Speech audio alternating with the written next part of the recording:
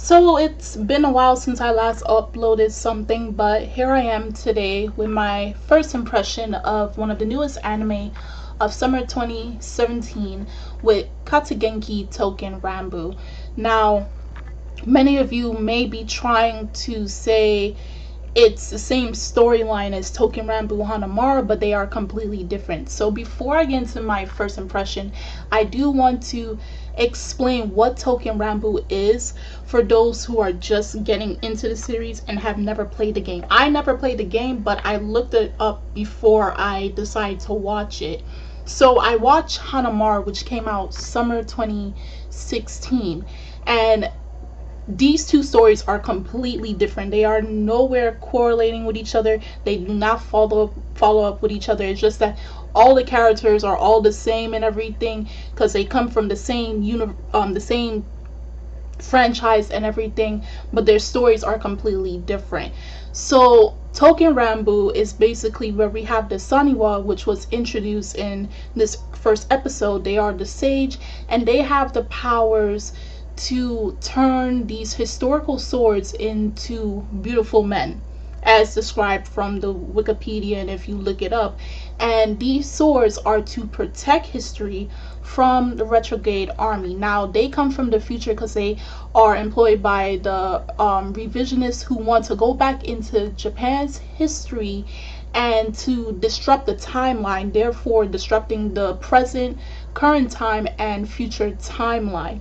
So with the Saniwa trying to build up their own army of these sword warriors, they now are going against this evil that tries to change history for the worst possibly.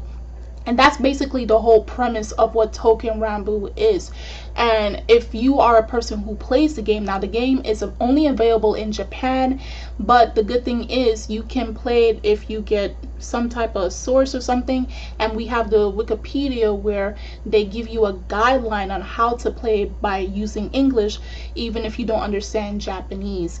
So there are a lot of characters as shown in Hanamaru, but in Katsugeki Touken Ranbu, we're only going to see about primarily 6 of these characters. But if you saw in the opening, one of those characters, I'm guessing they may make an appearance sometime later.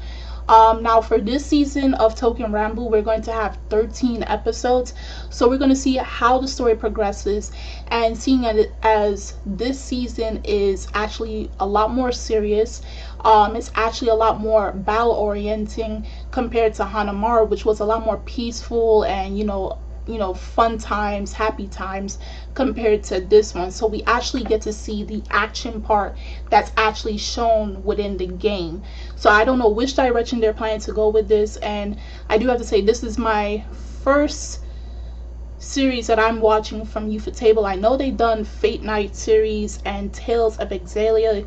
Please excuse me if I messed up on the name, but I never watched those series, but I always admired the visuals, the art, and the animation from Ufotable. They are one of the best in the anime industry in current time. So the fact that I watched Hanamaru last year and I was interested in Touken Ranbu. Actually, I was interested in Touken Ranbu since 2015 because I wanted to play the game, but unfortunately I didn't have access to it.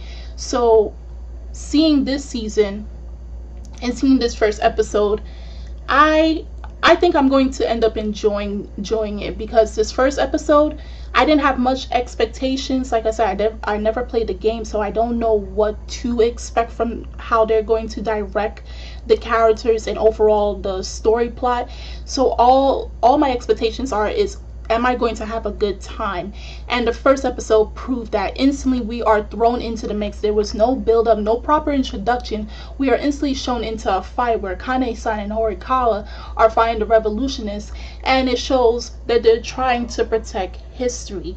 So we were also introduced to, out of the 6 characters that are going to be here, we were introduced to all 5 of them in this episode.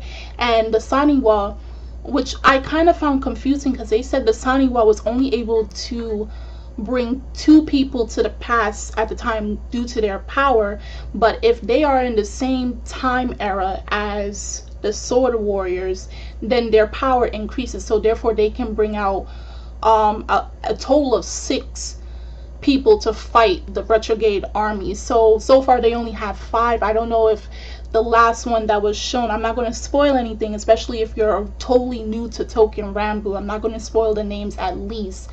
I'm hoping he comes in by next week and we get to see more fights going down. Visually, this was just an eyegasm. The art, the animation, I expect nothing less from Ufotable, and I think that goes for anybody who has watched any series from them at all. So the only thing I would worry about right now is in terms of the storytelling and which direction they are going to go with this. But other than that, as long as I can enjoy the series, then I'm fine with that. I really did enjoy this first episode, and hopefully as episodes go by they go more into the characters and explaining them, and just like where did they come from, who was their original masters and such, and they give them more background, more development as each episode go by, and we also get to know more about the Saniwa. So if you guys saw this first episode of Katsugeki Touken Ranbu, do tell me in the comment section below on how you felt about this first episode.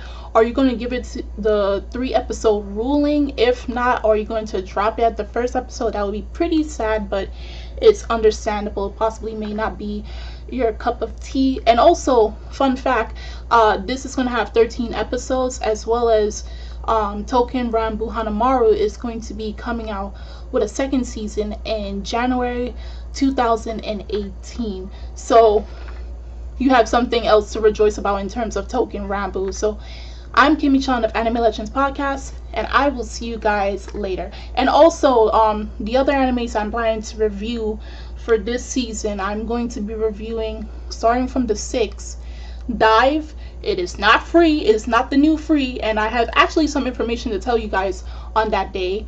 Also, I'm going to be reviewing Shokoku no Alter, which is on the 7th, and on the 8th I'm going to be reviewing with the leftover from spring season, Boku no Hero Academia season 2, with the second half of this the season, as well as Ballroom e Yokoso, or known in English, Welcome to the Ballroom. So these are the animes that I am going to be reviewing this season, and if there's one anime I'm possibly maybe forgetting that I'm going to review, Konbini Karashi. I forgot which day that one is coming out, but I'm also reviewing that as well. So tell me, what shows are you watching for this summer 2017, and what other shows are you excited about for the upcoming days to come? And I will see you guys later. Bye.